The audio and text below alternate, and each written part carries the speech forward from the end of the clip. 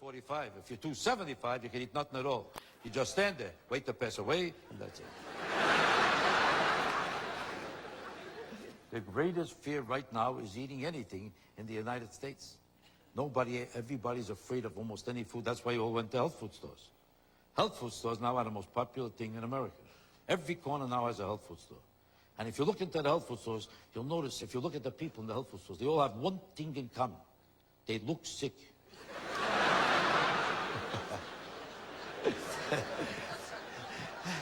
You ever see in your life a healthy-looking person in a health food store? I never saw that. They all look to They all look trishkes and pimples and fade, a whole some bullshit. They all look like they have an hour left to live. Walk into a Jewish delicatessen, everybody looks like this.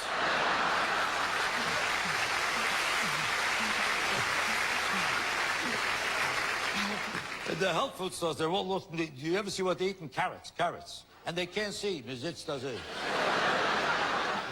all eating carrots. And the rest of them are eating alfalfa and bean sprouts and oats. It's a place for horses, not for people. Alfalfa. Let's be honest about it. If it wasn't a health food, would anybody on this earth ever eat alfalfa? The worst, most disgusting thing left on earth, I think, is alfalfa. You ever meet a guy in the street? You know what I miss? Alfalfa. I'm dying for alfalfa. I had a miserable day yesterday. What? I couldn't find alfalfa. Alfalfa. Who the hell would eat alfalfa? You ever go to a restaurant? The main dish, alfalfa. I never saw this stuff. Whoever served it at a bar mitzvah or wedding, did you ever see, what do you want? Alfalfa. I'm looking for alfalfa. Nobody wants alfalfa, but you have to eat alfalfa. There's only one healthy-looking person in a health food store. You know who looks healthy? The owner of the store. You know why? He's eating a pastrami sandwich. It's the owner of the store.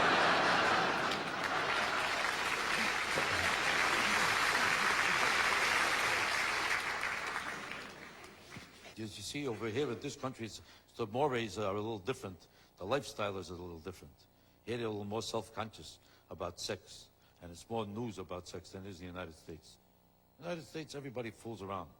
The women still pretend that they don't, but they're almost about to, they're trying to, but they're not ready to, it's not nice. What time? It's up to you. Maybe we'll wake something up. They still don't fool around on the first date. First date, it's not nice. Second date, I'll take a chance. They convince themselves on the first date, they hardly know you. The second date, oh, why not? Now I know you better. How much better do you know a person on the second date than the first date?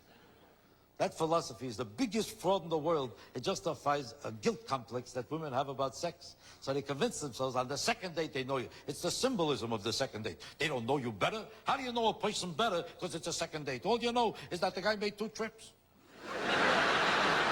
All you know is that he went home and came back. She knows you better. The taxi driver knows you better. She don't know you better. Do you understand this? But she convinces herself he came back because he respects me.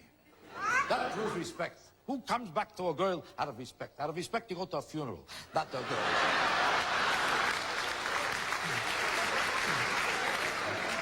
He already made an investment on the first date, so he's coming back to collect. You understand that? On the first date, every man should know he's wasting his time. You're wasting your time on the first date. That's why on the first date, you know what I say? I say, hello, that's one, and I go home.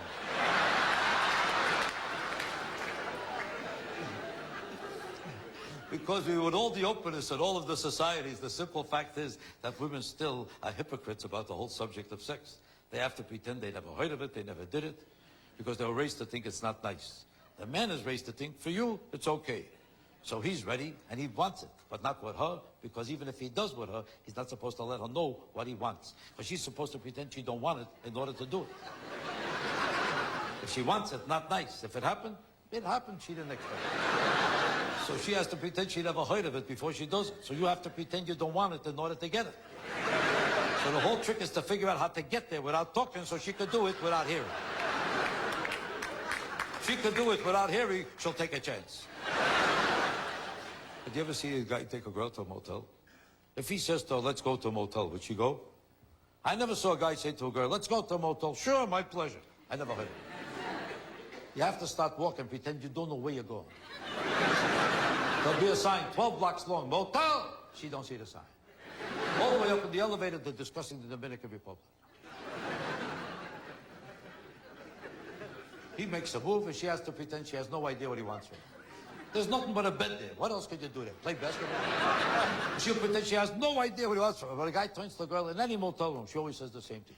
Me? Who else? There's nobody else there. Every girl says the same thing. I thought you wanted to talk to me. What has she got to say that's worth 98.50, 4 o'clock in the morning?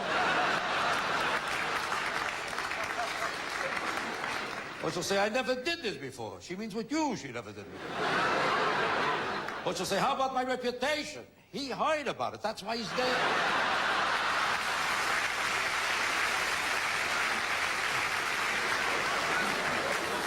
This show, I'll be honest with you, it's not for everybody. Do you notice that? Because there's a lot of people who would never even enjoy a comedian on any level. You know, there's a lot of people, if you say to them, I want to see a comedian, any comedian, I don't care who he is, it's not for me. To them, it's not an art form. Because people are interested in artistic affairs, world affairs. They're interested in hearing things that are more important than this. They want to feel like they're going to a ballet. A ballet to them is an art form. A comedian talking, I always give up. They don't have to understand the ballet. They don't have to enjoy the ballet. As long as they go to a ballet, they go, I'm art. Art, ballet, ballet is art. Steht da sehr, I go to the ballet. Most people who go to the ballet don't even understand the ballet. But it's another status symbol for very sick people. To be able to say, I'm not making fun of the ballet. The ballet is the most beautiful art form in the world, and I have the highest respect for any ballet dancer. But they have to achieve, as an artist, and the sacrifice they have to make, the delicacy and the perfection that goes into the development of the most perfect ballet requires such sacrifice, such delicacy, that there's no art form in the world that is so demanding and so exacting as a ballet. Let's be honest about it. There isn't. And anybody who makes fun of a ballet dancer is a putz and a lowlife to me. I'm not making fun of them. I'm making fun of the people who go to the ballet. Because most of them do not even enjoy the ballet. They don't even know what it's about. It's like the people who go to Les Mis. Do they understand Les Mis? Half of the people love Les Mis. The other half went there because everybody else went to Les Mis. You're a putz if you don't see Les Mis. Oh, I saw Les Mis. You saw Les Mis. What was it about? Well, I would say it's about 3 hours. That's about all they know. They hear 300 Gentiles screaming for an hour. What a show that was. What was it about? They have no idea. Some people love it, but the people who don't pretend to love it because you're supposed to love Les Mis. If it's a hit and you don't love it, you're a putz. So they straddled into thinking they enjoyed it. That's how people go to a ballet. They found out that 2 out of 42,000 people who go to a ballet actually enjoy the ballet. And those 2 people passed away a month ago, nobody knows. Most of the people who go to the ballet only go for one reason, so they can come back from the ballet. Once you come back, you're cultured. Where were you? The ballet. The ballet. I went to the ballet. Where were you? Also the ballet. The ballet. Oh, the ballet. Then they tell it to another guy. Oh, I love the ballet. I love the ballet. I'd like to know this. I'd like to know this. If so many people love the ballet, how come the whole ballet season is a week and a half every 9 years? And how come every time they have a benefit luncheon where 300 Jewish women get together, it's to save what? To save the ballet, to save the symphony, to save the opera. Why? Because nobody goes there. If so many people went there, would you have to save them every week and a half? You ever see a benefit to save Madonna? I never heard of it. But if you take anybody out of a major city and give him a job in some cockamamie small town and you come to visit him, 2 years later, what's the first thing he tells you? That he misses London or he misses New York? Why? Because there's no life without London. There's no life. Why? It's not the same. Let's be honest. It's not the same. Why not? There's no ballet. Ask him, do you actually go to the ballet? Well, it's not that I go. At least I know I could go if I wanted to go. Go to any ballet. What do you see there? You see the same thing at every ballet. One girl is twirling, and 3,000 Jews schluffed.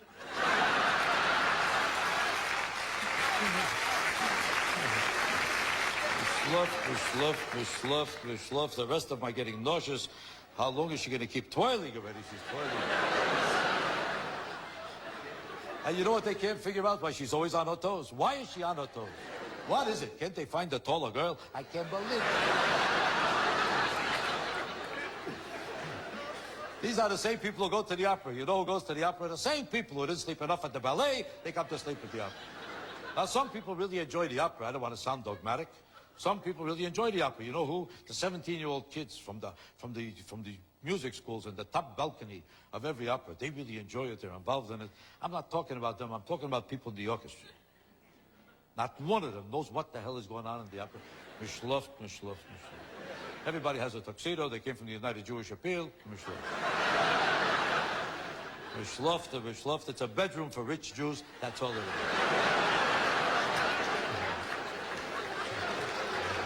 I'm surprised they even have chairs. If they were honest, they would take out the chairs, put in beds, people came to sleep.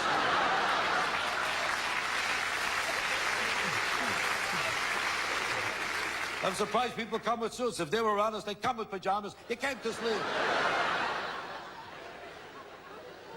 I don't even blame them for sleeping. Every opera is the same story. You ever notice that it's the same story in every opera? Sooner or later, the same thing happens. He stabs her in the heart, and she starts singing and singing and singing and singing. And the more he stabs her, the better she sings. Any place in the world, you stab a person, they pass away. Not an opera. Nobody ever passed away in an opera. She sings better than ever. He stabbed me in the heart, in the heart. He stabbed me, he stabbed me in the heart, he stabbed me in the heart. Then he sings too, I stabbed her. I stabbed her in the heart, I stabbed her in the heart, I stabbed her in the heart. Then the whole chorus joins. He stabbed her, he stabbed her. In the heart, he stabbed her, in the heart.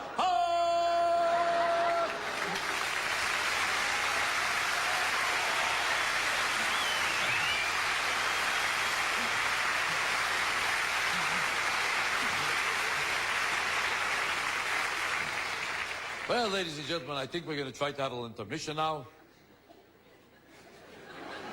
I would appreciate if the Gentiles have the decency to let the Jews out first.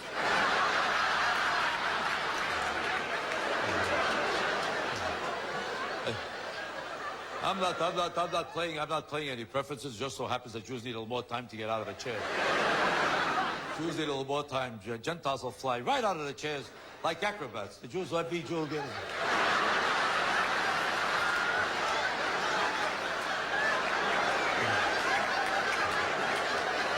Every Jew is going to get up like this. There's something pulling here. I don't know what's pulling here. There's something pulling. Yesterday, I don't know what it is. Yesterday I was walking perfect, but today I don't know what it is. I don't know what the hell it is. When I go like this, I don't feel it, but when I go like this... And they all say the same thing. I don't complain. I hate a complainer. I hate a complainer. I hate a complainer, because otherwise I'm perfect, except there's a humming here. I don't know where this...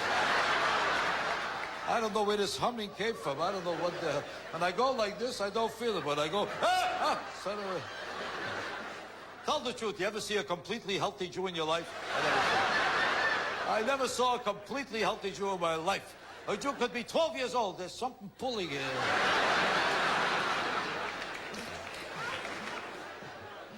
Gentiles are just the opposite. Gentiles are never sick, because they're raised with this macho imagery that you're not supposed to admit you're sick, you're not supposed to even think of yourself as sick. They could crash into a wall, be bleeding to death. Don't bother me, I'm okay. I'm okay, but you're passing away, so what? You don't live forever. Jews are always sick, that's why Jews are all experts on doctors. Why, did you ever see a Jew that's not an expert on doctors? I don't know one Jew in the world that doesn't know the biggest doctor, the biggest. A Gentile needs a doctor, she's assigned, doctor, close enough. A clinic, Hubbardston Trail, begin. When a Jew needs a doctor, they consult with every doctor in it. There is not one Jew that's not a consultant upon doctors and doctors. By the time they pick out a doctor, they'll all tell you, this is the biggest doctor, the big... Jews only know the biggest. I never met a Jew that doesn't know the biggest. You know how big he is, they'll all tell you, he is so big. They'll all tell you the same thing, you can't get in. You can't get in, that's how big he is. You can't get in. If a Jew hears you could get in, they'll never go there. Jews only go to doctors where you can't get in. You can't get in! You can't get in before you know 300 Jews are online. What are you doing here? I heard you can't get in. I'm here. Why, are you sick? Not right now, but I'm not going to wait till the last minute. They'll always tell you can't get in, and they always tell you can't get in for the same reason. It's always the same reason, because he's the head of the hospital. Did you ever hear of a Jew in your life that went to a doctor who's not the head? He's not the head, they wouldn't even talk to him. He's only for Gentiles, forget about it. Jews only go to the head. He is the head, the Lord type, the head. Not only the head of this hospital, he's the head of every hospital. Used to be the head of Mount Sinai, now he's the head of Mount Everest. They wanted him to be the head of Mount Rushmore. He turned it down. He is too big, he is so big you can't get in. You know how long it takes to see this doctor? 8 years. 8 years is the minimum. They'll all tell you 8 years, the minimum. Minimum is 8 years. That's with a connection. Without a connection, 11 years. 11 years, minimum. Minimum 11 years. The other guy always has to top you. What's 11 years? 11. My doctor, 23 years, minimum. Minimum. That's with a connection. Without a connection, 39 years, minimum. You think that's a doctor? My doctor is so big that nobody has seen him yet. Well, ladies and gentlemen, we're going to have a little intermission right now. Let's be honest, this is too good a show to go straight through. You need a break, don't you? I need a break, and the station needs a break. So give them a break. And call the number right there on the screen and make a pledge of financial support. Give us all a break. And then I'll be back after the break.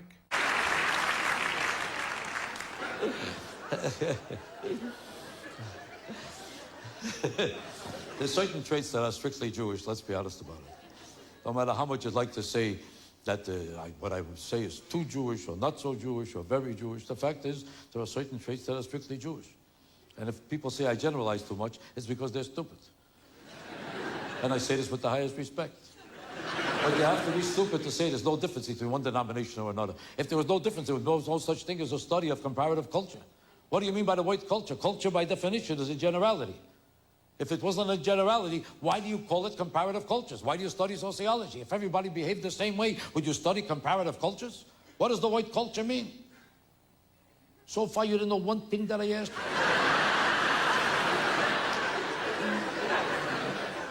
Jews have certain problems in their character that comes from a history of persecution. And there are also benefits because of it. Because of it, Jews are more charitable, Jews are more driven, Jews are more accomplished, and Jews make more money because they try harder to overcome a whole history of persecution.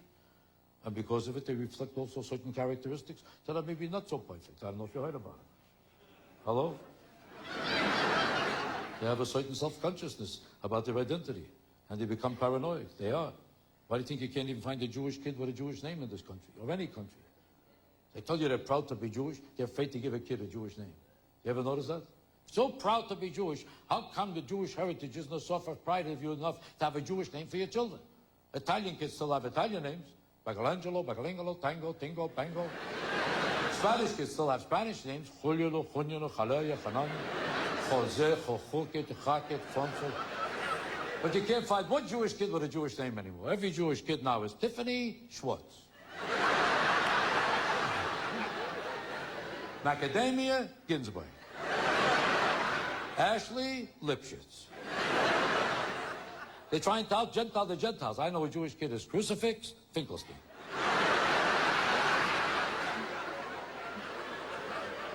The only people left with Jewish names anymore are black people. Whoopi Goldberg.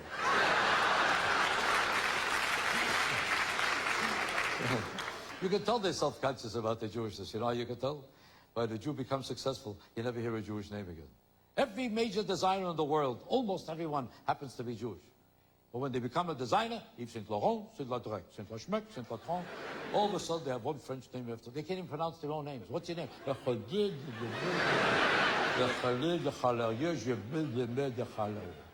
They can't pronounce their own names. You understand this? Now, why did he become French? I'll tell you why. Because they don't know Jewish woman in the world would ever buy a dress made by a Jewish designer, would they? Could you picture a Jewish woman saying, oh, this is my Horowitz?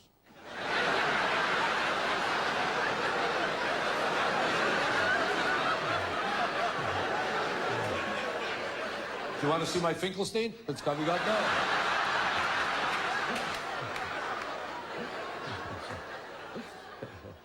Different denominations behave differently. They even choose different professions. Why do you think if a guy tells you what he does for a living, you can always tell if he's a Jew or a Gentile. And you'll never be wrong. If a guy tells you he's a farmer, can he be Jewish?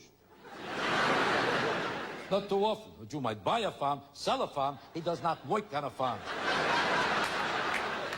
You ever hear a Jew howling, Chana, is the horse ready? I never heard it.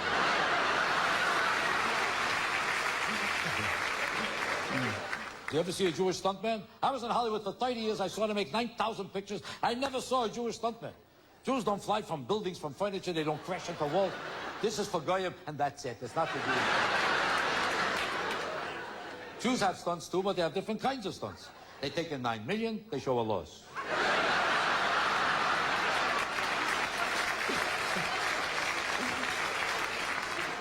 There's another profession, mugging. You ever see a Jewish mugger? There's Gentile muggers, there's black, there's Chinese, every kind of mugger in the world. You never saw a Jewish mugger. Why? Because a Jew could never become a mugger. It's not the Jewish character to be a mugger. A mugger has to say, give me your money or I'll kill you. When did a Jew ever say, I'll kill you to somebody? A Jew would have to say, listen, you don't have to give me all your money.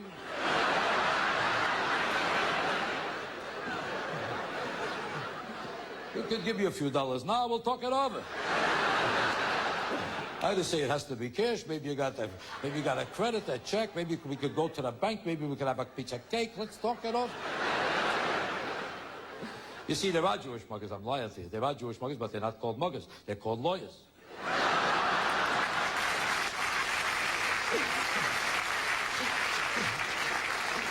Let's be honest about it. There's certain professions that are not for Jews, just like there's certain professions that are not for Gentiles. For instance, there's Gentile accountants, but they stink at it.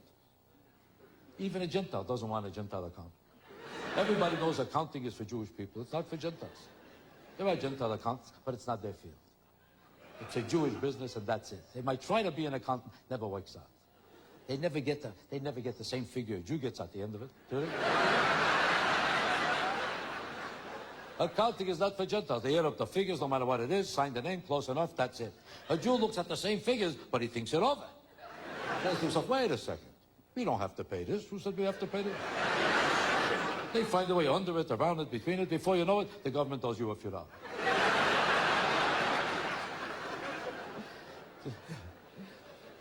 This is not to say that Gentiles are not great in certain fields. In certain fields, they're great, like the rodeo. Perfect. They're great for the rodeo. Do they have a rodeo here? Oh, you know what a rodeo is? You don't know. You do? That's where you fly from horses. There is not one Jew in the world that ever joined the rodeo. But it's the most popular profession for Gentiles in the United States because in the rodeo, it's a status symbol. It's like a great prize fighter, a great football player, a flip from a horse, and they love it. They love to sit on a horse that's going to throw you right off. The culture of the Jew made it impossible for him to do the same thing that a Gentile does. That's why to this day, you don't see a Jewish athlete. How often do you see a Jewish athlete? Once in 40 years, a Jewish athlete. Jews never had time to be athletes. They had to overcome discrimination. That's why they always went to college. Jews went to college when nobody else went to college.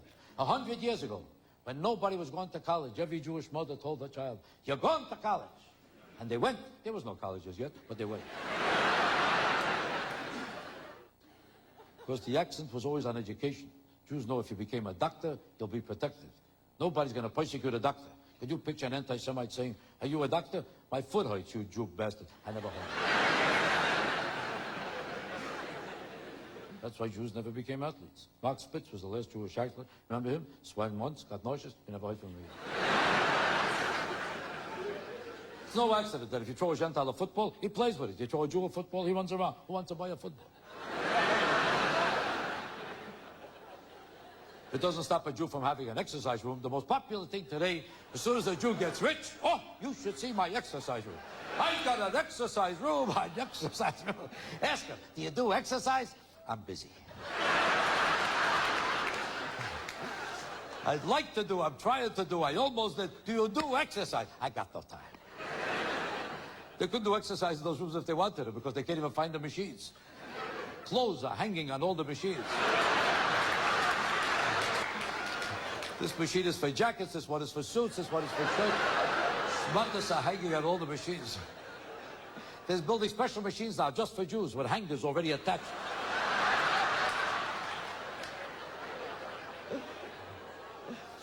It's like a Jew with a sauna. Does a Jew use a sauna? Does a Jew have any use for a sauna? But they all have a sauna. Oh, you should see my sauna. It's another closet. Whatever didn't fit in the regular, just went in there. Why would a Jew have a sauna? Is there any reason for it? The Jew spends his whole life looking for air conditioning. That's all they look for. Jews spend their whole lives opening doors. Is it air conditioning? It's not. Forget it. Then they buy a sauna. I only saw one Jew in my life in a sauna. You know why he was there? It was air conditioned.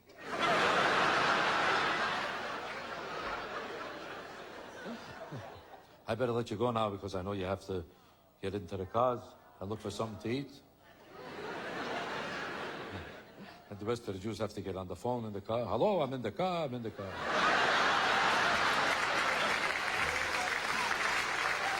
I'm in the car, I'm in the car. You got the wrong number, so what? I'm in the car.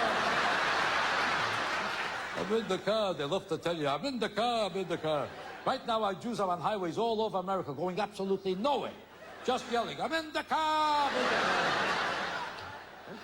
And they don't even care that you can't hear one word on the car phone. Could you hear anything? The whole thing is a hearing test. You hear me now? You hear me now? You hear me now? I'm turning the corner. You hear me now? I'm around the corner. You hear me now? Hello, hello, I'm calling. Hello. You hear me now? If the phone in your house worked that way, you would throw it out in a second. For $6, you would throw it right out. But for $9,000, I'm in the car! Understand this? Not too funny to this group. The Gentile will laugh easier. Jews don't laugh unless they get permission from their wives. That's also true. That's not an exaggeration. That's a fact. Jews never laugh unless they get permission from their wives. If a Gentile thinks I'm funny, they laugh. I noticed this for 30 years already. Every time I perform any place, I see if a Gentile thinks I'm funny, they just laugh. If a Jew thinks I'm funny, they never laugh first. They always look at her first. Isn't he funny? Tell the truth.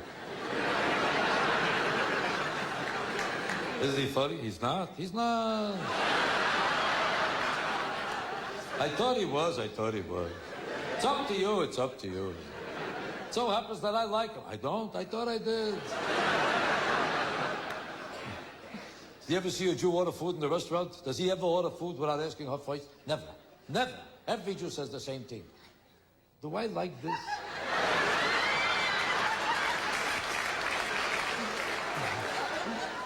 Every Jew gets up in the morning the same way. Did I do something wrong yet? I don't care if he's the biggest genius in the world. To her, he's a putz, he's a schmuck. He could be making $40 million a year. You know what she'll say? 40 million. That's because he don't listen to me.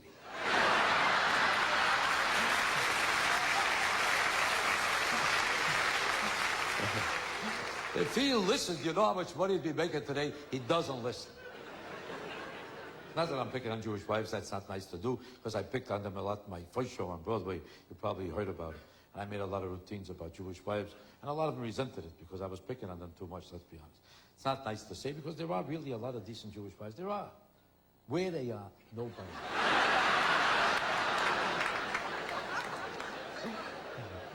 I'm not saying there's nobody happily married. Some people are very happy. You know who's happily married, I find? The girl and her mother. That's it. Every Jewish husband you meet 10 minutes after the wedding is already You ever see the wife?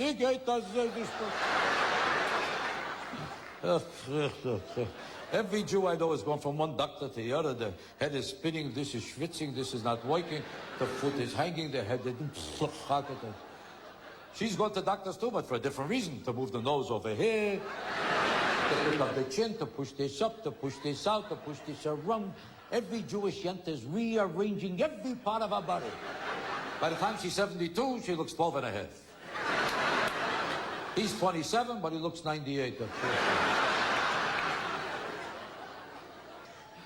I'm not picking only on Jews, let's be honest about it. Marriage is a failure in general. It's a failure all over the world. People don't like to face it. People don't like to talk about it. It's one of those unmentionable subjects. But the truth of the matter is, marriage in general is a failure. If anything else succeeded as often as marriage, who would go into it? Would anybody invest in a business that succeeds as often as a marriage? Would you invest a quarter in that business if the chance of success is 1 out of 40,000? No study of marriage objectively made by anybody, a sociologist, philosopher, psychiatrist, I don't care who they are. They never come to the conclusion that most of the marriages succeed. Everybody assumes that most marriages fail. Why does everybody go into it? Why? Why do they go into a failing proposition? Why does it accept them no idea any place else on the site to say how come? You understand this? Well, if everybody opened a store on 37th Street and 8th Avenue, failed for the last 300 years. But everybody, hey, you know a great location for a store? 37th Street and 8th Avenue. Nobody would say that. but they still get married. Why? Because it's a system. You're considered nuts if you're single. If you're married, you're normal. You can be married and bleeding to death. You can be passing away every day, killing each other. He's married, nice place. Single, oh, there's something wrong with it. Every married person is always begging every single person to get married. You ever notice that? Why? Because they're nauseous and they want you to have the same life. Every time they see a single person, they say the same thing. What kind of a life have you got? You call this a life? What kind of life? You're alone? I'm not alone. So what if you're not alone? Basically, it's a lonely life. It's not a lonely life. Why? Because I have sex day and night. That's what I mean. It's not for you.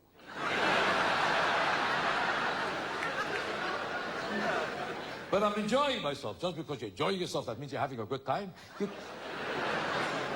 can't tell from enjoyment if you're having a good time. It's an empty life. But it's not. Why? Because there's a different girl every 5 minutes. That's what I mean. It's no good. Now it's good. But in the long run, you'll know how miserable you're going to be. So when I become miserable, I'll get married. Why do I have to get married now? Do you understand this? Mister? The truth of the matter is that they don't have really such a great time. Because the most important thing in the world is companionship, not sex. Sex without love is better than nothing.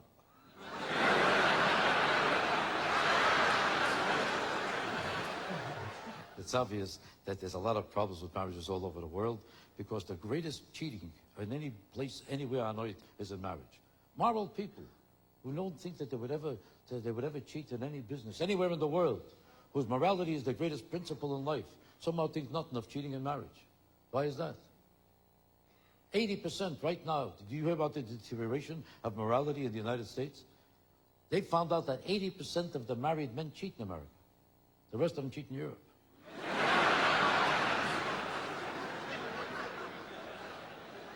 Do you know what's going on among women right now? Among women right now, 1 out of 3. 1 out of 3. Same as the man. Ever since I read that, whenever I see 3 girls together, I always wonder, which is the one? Just my luck. All my life, I keep beating the wrong 2. Listen to this. Now I know why every place you go, you see 2 girls together. The third one is in a room somewhere. But that's not true of all women. It's not true of all women. That's a blatant generality. That's not exactly true. Because among some denominations, they don't cheat at all. Italian women don't cheat. Do you people know that? They made a study, and they found out Italian women almost never cheat. You know why? Because they know if they get caught, ping, dead. A Jewish wife takes a chance. You know why? She got nothing to lose. Because if a Jewish husband catches her, is he going to hit her? A Jewish man would never hit. He'd call up his mother. What should I do? What should I do? Throw her out? How can I throw her out? The guy is still here. What do you want from me?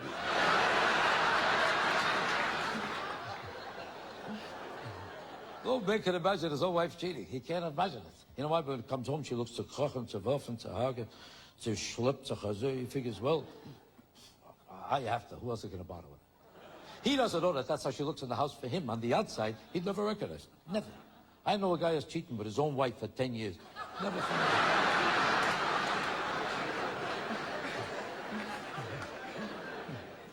Women can cheat all they want because they'll tell you any story and men are stupid enough to believe it. Because men think they're so sexy, it can't be a lie. For 30 years, a wife can tell her husband, I'm tired.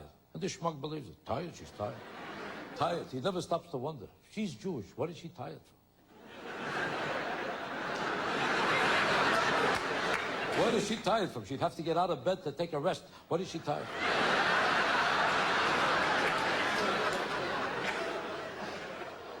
She'll tell you anything. Not tonight. Why not? The children, the children. One is 28 and one is 32. But men are stupid enough to buy it. Why? Mister? For the same reason that they're intimidated by their wives all their life. Especially if he's Jewish. The most intimidated... The Jew can't even walk around in his own house without figuring out where he's allowed to sit. Go into an Italian home. You ever see the wife straight as her? You ever see one? I'm talking to you. An Italian wife, if she's still living, she considers it a successful marriage. A Jew can't even drink from a cup because if it costs more than a quarter, it's not for him, it's for the guests.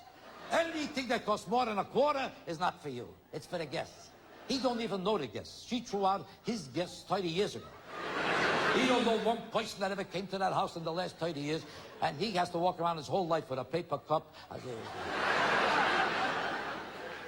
I say if a Jewish man fell in love with a Jewish woman, if he had any brains, he would let somebody else marry her.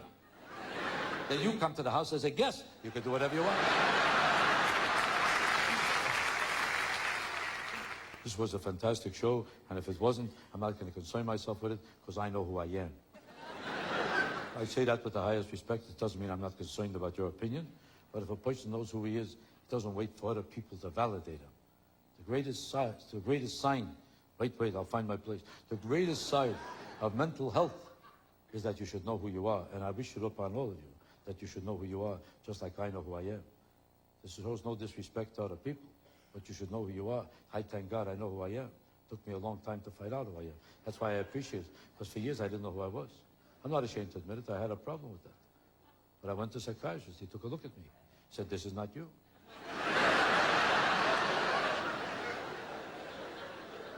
I said, this is not me. Then who is it? He said, I don't know either. I said, then what do I need you for?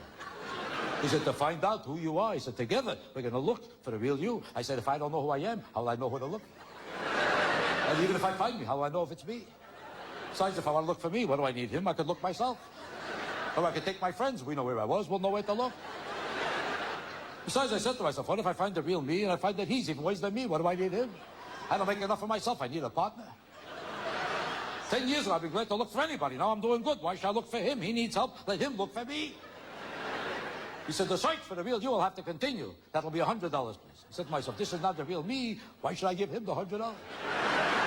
I'll look for the real me and let him give him the $100. What if I find the real me and he don't think it's worth $100? Then I'm stuck my money with the real him.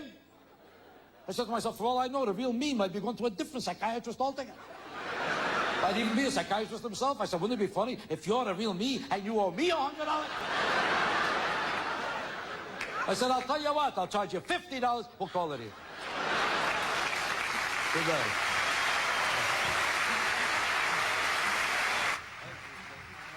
You've been watching Look Who's Laughing with Jackie Mason on KIXE Television. This is your public television station for the North State of California. Call 243-5493 or 800-655-0099 and express your support for continuing this type of program. Join and become a member now.